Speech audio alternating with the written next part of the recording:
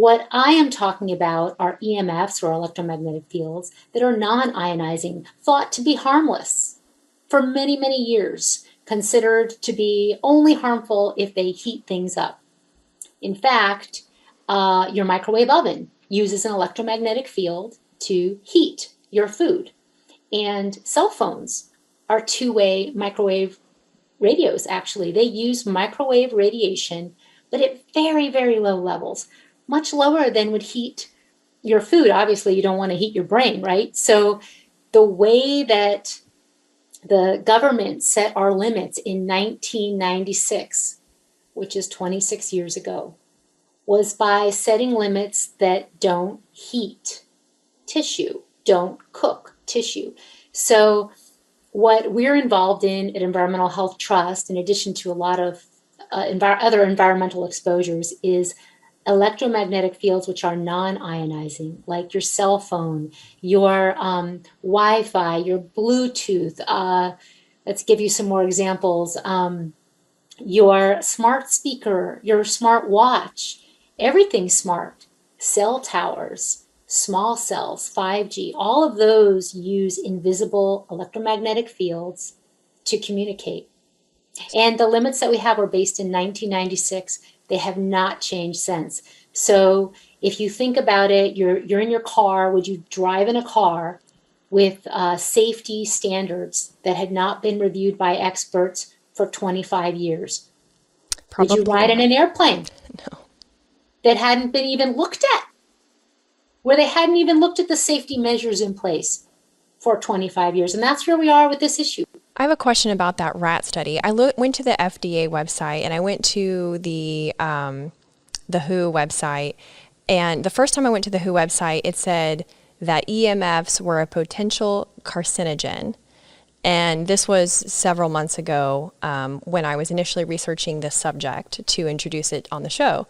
I since went back and I can't find that information. And then, so that was confusing.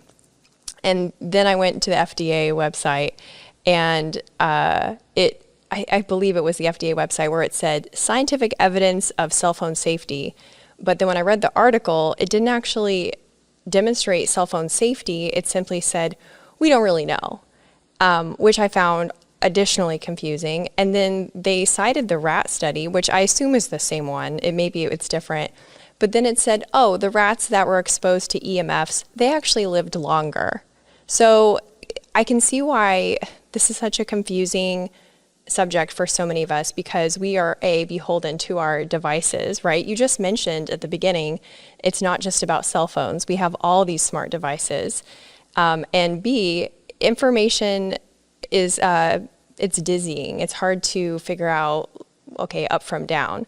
So can you help shed some light on some of these studies and why in the US at least we have this fractured, information is so fractured among different websites? Well, these are very good questions. So if I were coming into this issue, I would be extremely confused for everything that you're raising. The FDA, something that any of your listeners can do is go to that FDA site and see that they never actually say that the rat study found clear evidence of cancer in the male rats, or that it found DNA damage. And in fact, it found heart damage in the male and female rats, but instead it says that, doesn't say that. There's actually inaccurate facts on the FDA website. Now, if you want to really dive in and just think about it for a second, go to the National Toxicology Program webpage on cell phones. So you type in National Toxicology Program, cell phones, and go to the NTP, National Toxicology page. And you will see what they say. Clear evidence of cancer. We found DNA damage. They have a whole Q&A. It's much more nuanced, but they don't dismiss the findings. So we're in this strange situation where the FDA is saying they don't agree with the NTP. Now, the FDA has, well, let me say this, no federal health and science agency, as far as we know, has looked at all of the science, even though it seems that way when you go to the FDA. They have a literature review, but they didn't actually do a proper risk assessment.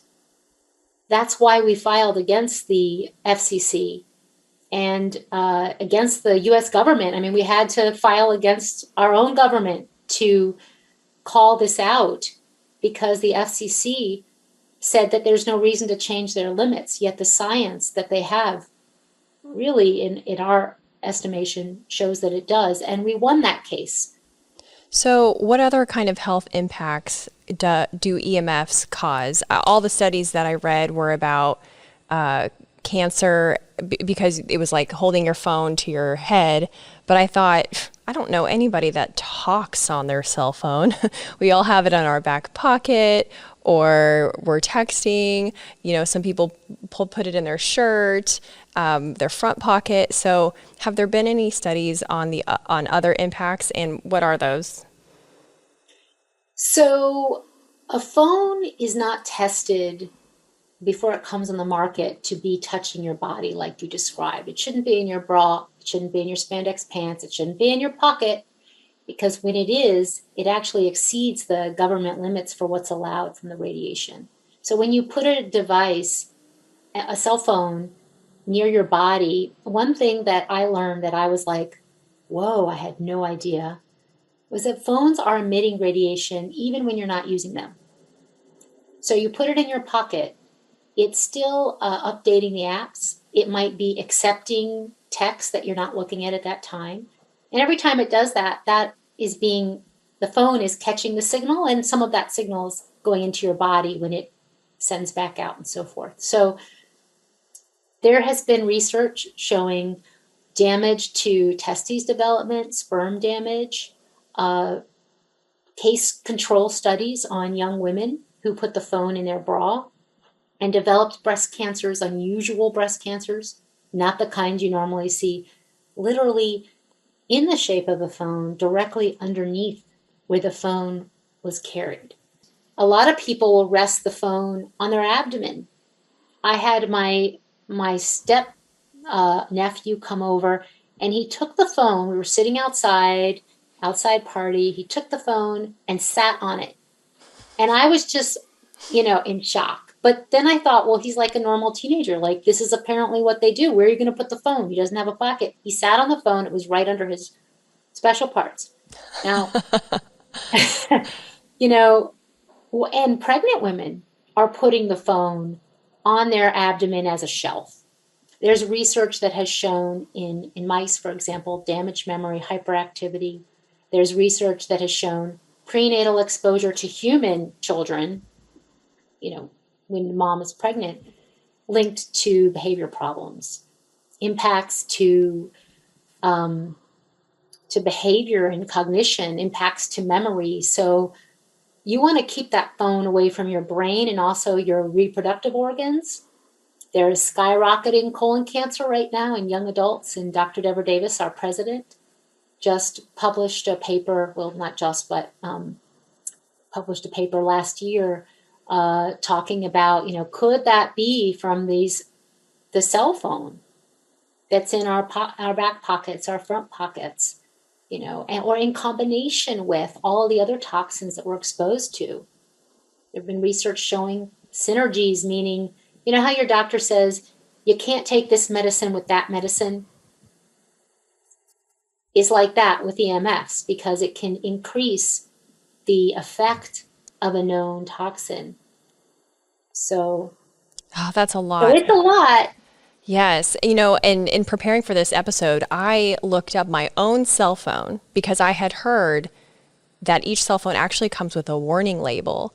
And I thought, I wonder if this is true. I definitely don't have the box, or, they don't actually give you the manual anymore. It's all online. Right. And so I Googled EMF warning, Google Pixel 5A, 5G, whatever my phone is.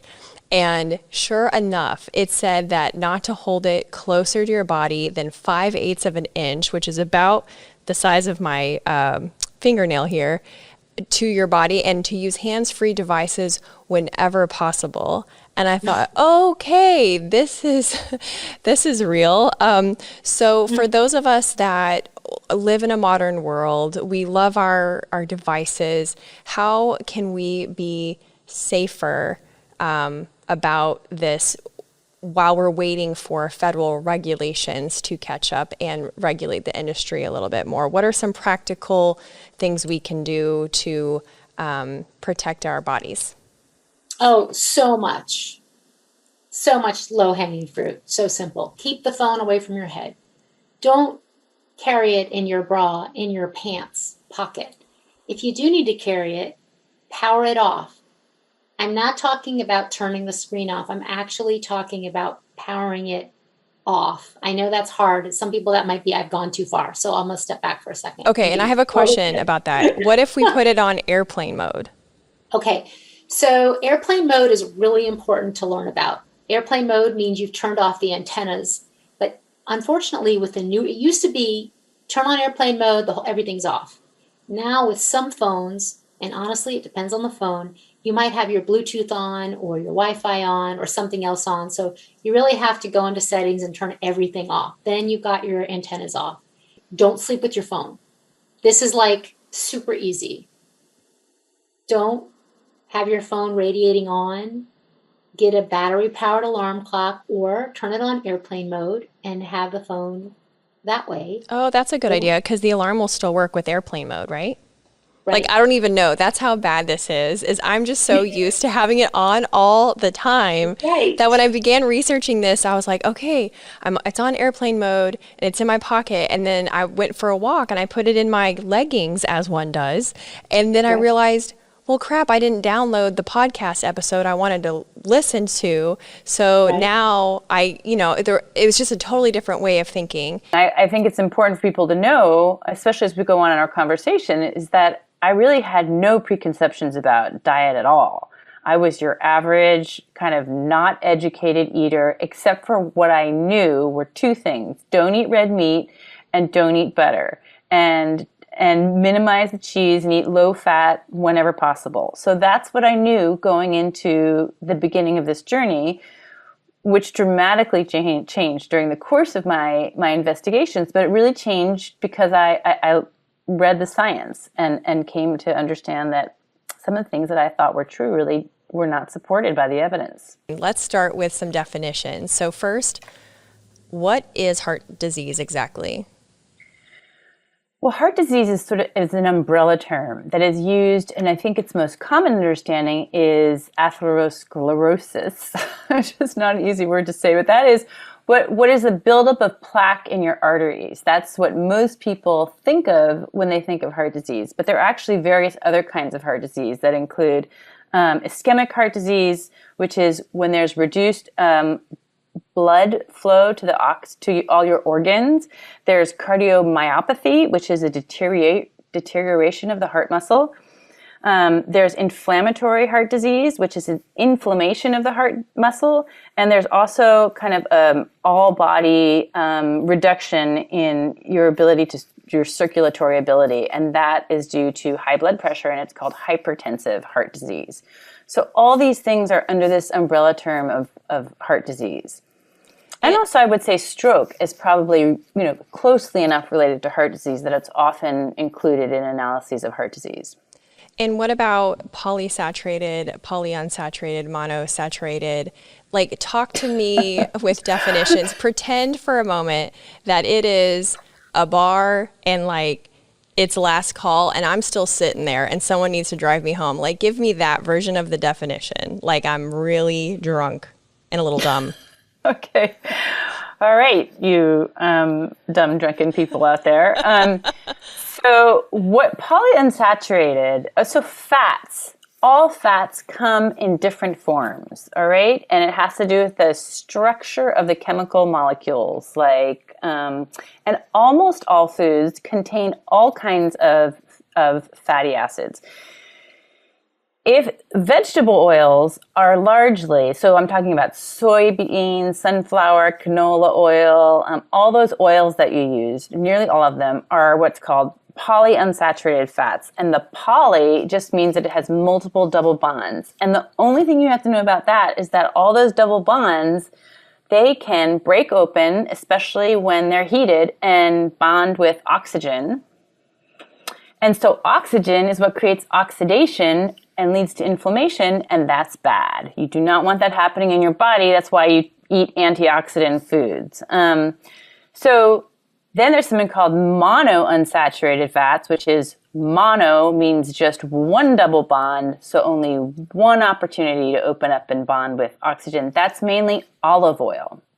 So that's why olive oil is, from a perspective of oxidation, a little healthier than the poly, many double bond vegetable oils. And then finally, there's what we think is the worst fat, which is saturated fat.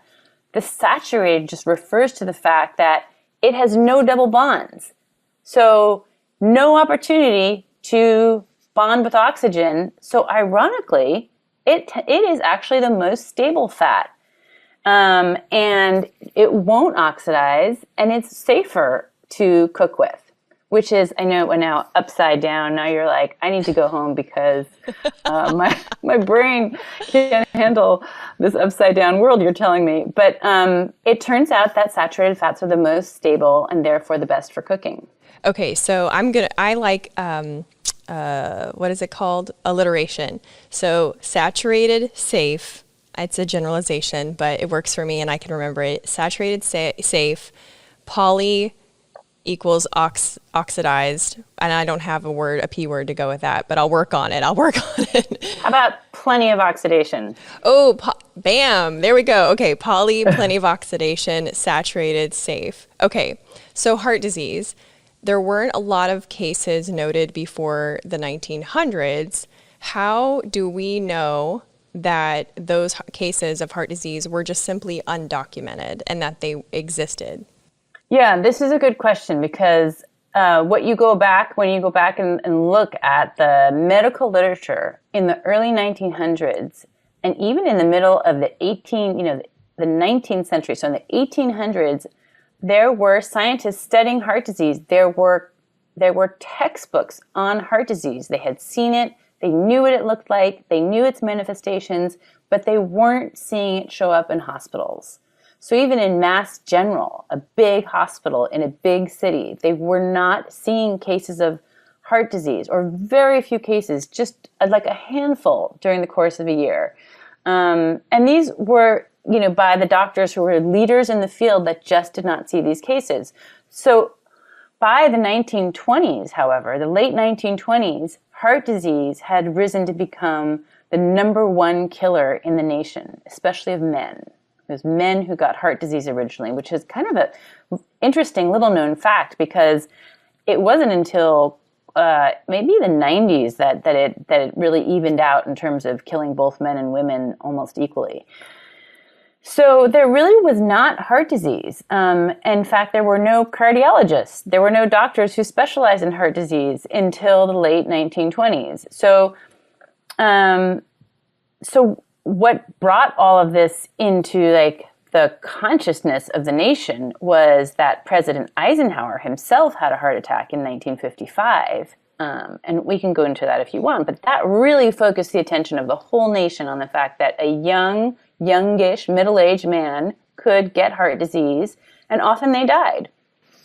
So before 1920, heart disease was still detectable, is what you're saying?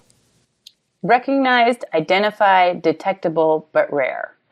You mentioned in another interview that the heart health hypothesis is the most studied hypothesis in nutritional history, and yet there are stacks and stacks and stacks of studies showing that it is not true. How did a hypothesis that has been proven not true become institutionalized? Okay, this is a little bit of a long answer. So you're talking about the diet heart hypothesis. It was proposed by a professor named Ansel Keys in the late 1950s, and the hypothesis was that saturated fats and dietary cholesterol, so eating eggs, red meat, cheese, would cause your cholesterol in your body to rise. In those days, it was only total cholesterol that they measured, and that would sort of clog your arteries like hot oil going down a cold stove pipe and give you a heart attack, and you would die. And that was this idea.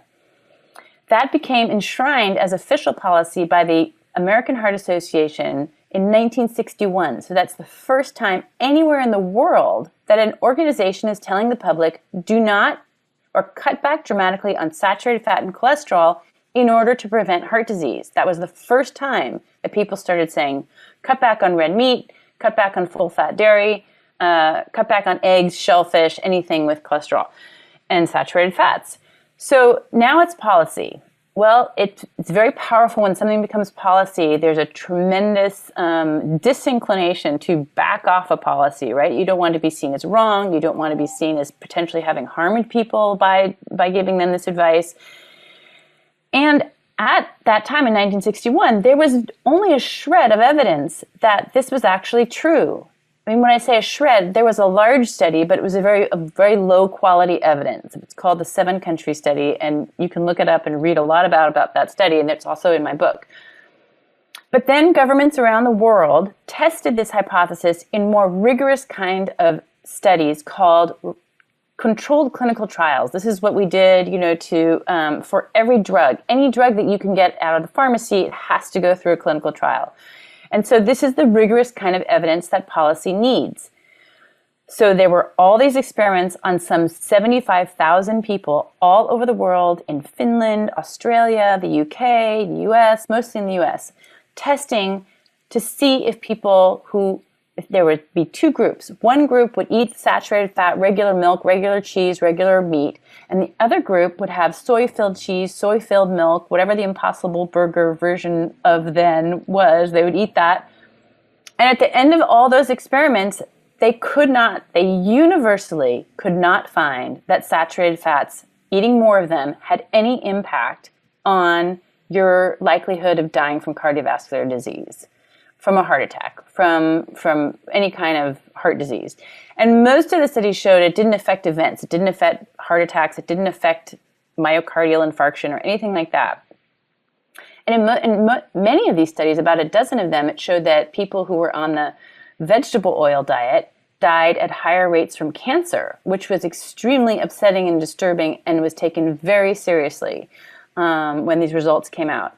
But ultimately, all of these results were, they became what's sort of known as like silent science. They were forgotten, they were ignored, papers weren't published, papers lay in the basements of buildings, data tapes went unanalyzed. I mean, there's really a very rich history of how all this data was somehow just ignored.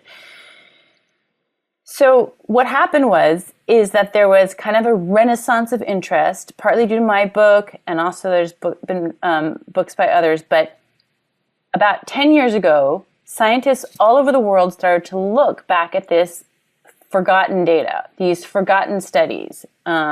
Again, 76,000 people tested. That is the most tested hypothesis in nutrition in the history of nutrition. And these papers, which have looked again at this whole body of knowledge, have come up with this universally, again, the same answer, that eating more, that reducing your saturated fat, cutting back on red meat and dairy and all of that has no benefit for cardiovascular mortality. And I also have to say, or total mortality, which means death from any cause. So, we're in a situation now where there are now some 20 of these review papers that have been published in the last decade. I just participated in the publication. I was an author on one of the most recent papers on this. But it's like knock, knock, knock at the door of the policymakers who just can't hear it, can't see it. There were actually like high-level experts in nutrition. Some of the leading nutrition experts in the field went to talk to people who run the government policy on nutrition and said, look, you have to consider the latest data on this subject. And it's just like just kind of a blockout on this most recent science. It's a very strange chapter in the history of nutrition science, or I think really any kind of science. For heart disease, of the regularly commonly measured indicators, your HDL to your triglyceride ratio is the best and most reliable predictor of your risk. And that means your HDL needs to be pretty high and your triglycerides are low.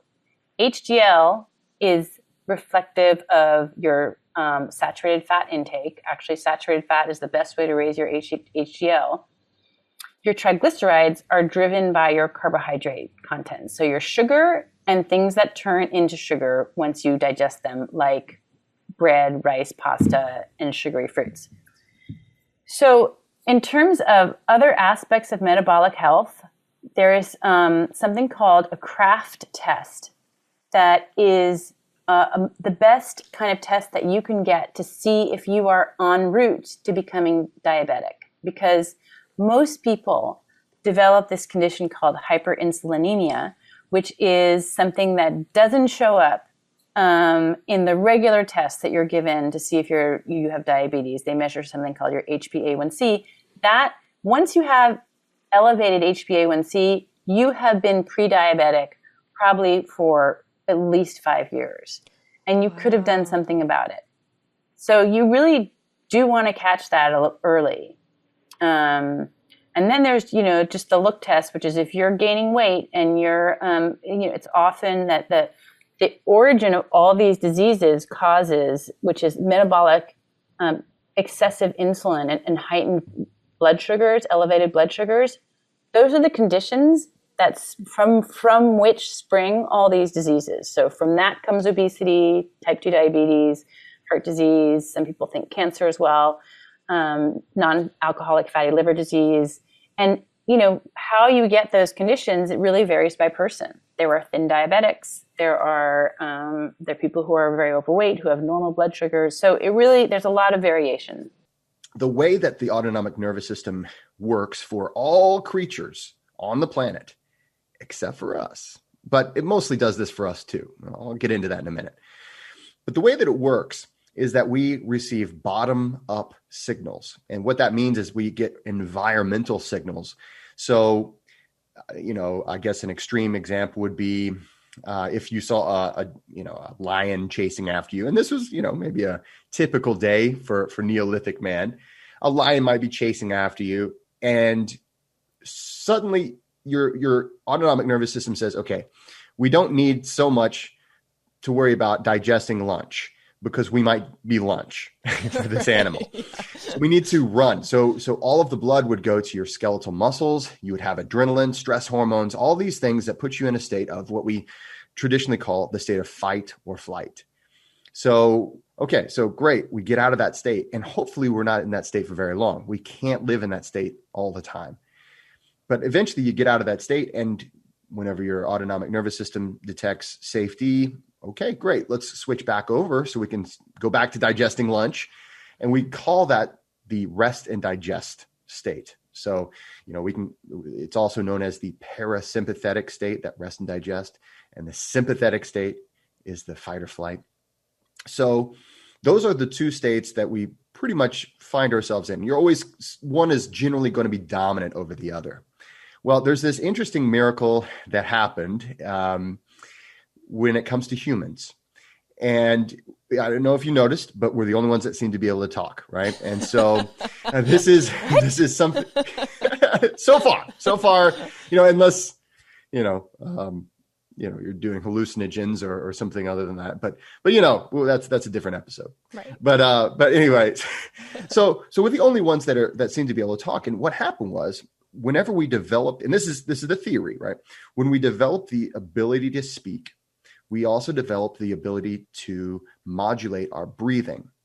And if you think about what I'm doing right now, there's an enormous amount of modulation. I mean, it would be so weird if I couldn't control the breath and in and out. It would, I wouldn't even want to try it. It would sound so weird. So it's interesting. So this was normally something, and for all of the rest of the creatures on the planet, this is an automatic thing only. So they can't. So whenever you're walking your dog or hanging out with a cat or whatever, are you a cat person or a dog person? Dogs. Okay, cool. Way. Me too. Me too. My dog and I, whenever we're taking a walk, I'm the only one that can hold my breath. The dog can't do it. And whenever the dog switches over to panting through the mouth versus through the nose, he didn't even think about it. That was not something that was a conscious thing. We can do this. And it's all because we have this strange, this one, miracle of evolution, and call it whatever you want to call it. But we have this ability. And it's interesting that this is connected to the part of our brain that is very close to our emotion centers. And so what science has shown us, and this is something that I was very fortunate as I was writing this book, I made friends with a neurophysicist, neuroscientist, neuro everything. I mean, just if there's something about the brain, Dr. Otto Music is the guy to talk to. And we went over a lot of the science, and I did an enormous amount of research as I went through this book over the past 5 years, as I've researched breath work, as I've taught it, as I've coached people. And what over decades of research we've found is that because we have this ability, we can send what we call a top-down signal through our autonomic nervous system to influence that state. So this is something that is really helpful to us because we live in a world that pretty much, like you said, caffeinate and all this stuff. We live in a very sympathetic dominant world where it's very common for a person to not even realize. And this is how it was for me. I didn't realize that I was in a state of fight or flight pretty much nonstop. Because if that's all if that's right. your everyday existence. Yeah. Right. And everyone else is doing it. Everyone else is doing it. Right. And the thing is, not only is it normalized, it's kind of praised. Yeah. Right. Yeah. How you doing? I'm busy. Oh, good. Things must be good if you're busy. Yeah, stay busy, stay caffeinated, and then whenever you can't get to, I know. So when you can't get to sleep, what do? Well, you take all these prescriptions, and then you get knocked unconscious, or maybe you go drinking that night and have a great American time, right? And then the next morning, just do it again and rock, and we go hard. And so this takes a terrible toll on our body because what happens is those stress hormones, they stay active, and that suppresses all the other things that we need to recover, to heal, and to live a healthy life. When you are in a state of fight or flight, in a regular state, and that's your everyday, that's the thing that you're just normally used to, what happens is you start breathing faster just naturally because you're in that state. Right. When you start breathing faster, you're sending a signal to the autonomic nervous system. Because of that breathing, it is that bottom up or top down in this case signal. And that signal says, hey, I'm in a state of fight or flight. And then your autonomic nervous system says, oh my God, we must be in more danger than I even thought. And so it starts to ratchet up things. It starts to ratchet up this state of fight or flight. And before you know it, you're freaking out. You're having panic attacks. You're just in a state of constant anxiety. And we see it all too often. And of course, our first thing to do is to do drugs and all these things, whether prescription or otherwise. And the interesting thing is we actually have it in our capacity to just take that breath and use it to shift back into the state, or at least decelerate that that fight or flight state. So here's what we're going to do. All right. So if you're listening to this, or if you're watching or whatever, what I want you to do is the first step is to observe how you're breathing. Okay. So you can't switch into, there's no magic spell, right? There's no way to say, okay. And the thing is, if you go straight into a breathing technique, sometimes it causes you more stress than it's worth, because it's stressful to go into this augmented state whenever you're naturally in the other state. So we have to ease ourselves in. So naturally, just take a minute to kind of observe how you're breathing. And what we're going to do is we're going to shoot for inhaling and exhaling. And we're going to shoot for a ratio. So for every 1 second that you inhale, you're going to try to exhale for 2 seconds. So 1 to 2 ratio, inhale to exhale. And we're going to, however it was that you're started, you're going to switch to nasal breathing only. And so, okay, great. We're going to just do the nasal breathing. What this is going to do is going to, it makes your diaphragm more active. So you're going to naturally be breathing into the belly more. And that's the next step. You're going to try to breathe down into the belly, and you're going to try to not breathe into the chest. So just the belly. So nasal breathing into the belly. And we're going to, wherever it is you are, try to slowly adjust to a 1-to-2 ratio inhale to exhale. Now, one way to do this and make it a little easier is to exhale through the mouth, because it just so happens that it's easier to kind of manage exhales through the mouth because we can kind of purse our lips a little bit. But what we're going to do is slowly but surely, and it depends on where you are, but we're slowly but surely going to work our way to a 4-second inhale and an 8-second exhale. So 4-8 breathing. And what this is going to do is a lot of things, but specifically you're going to be breathing. You're going to be basically that every inhale and exhale. So every breath is taking 12 seconds to occur. And so just lengthening, even if it was an even inhale to exhale, just lengthening the breath is a signal to the autonomic nervous system. But since we're extending that exhale, we're sending an extra strong signal to the autonomic nervous system. You're safe. You can relax. It's not as bad as you think. It's going to be okay, right? Hey, you're still here. Thanks for watching. If you love breaking free from the algorithm to explore curiosity, join me each week by hitting subscribe and the bell for new upload notifications.